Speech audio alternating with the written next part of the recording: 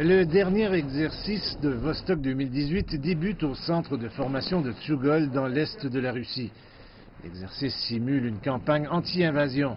Dans sa première phase, des blindés russes commencent à déployer une défense mécanisée avec leurs homologues chinois.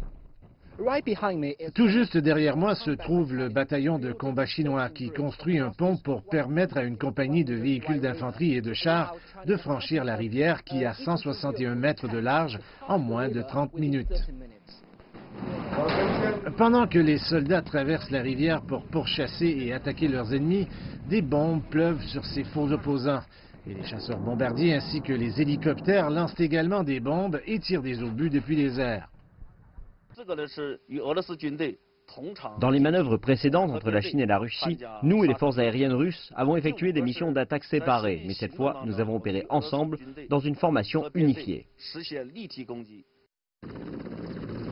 Lors de la phase finale, les forces des deux pays attaquent et repoussent l'ennemi au-delà de la frontière. Après avoir observé les exercices d'un hélicoptère, le président russe Vladimir Poutine assiste au défilé militaire conjoint organisé par les deux armées. Le ministre chinois de la Défense, Wei Fenghe, est également présent. Pendant le défilé militaire, l'armée russe a déployé un grand nombre de ses armes de combat les plus récentes et les plus puissantes, notamment les chars T-90, les chasseurs Su-34 et Su-35. Du côté de la Chine, l'armée populaire de libération a présenté certains de ses derniers équipements, comme le char de combat principal de type 99, les hélicoptères d'attaque WZ-9 et WZ-19.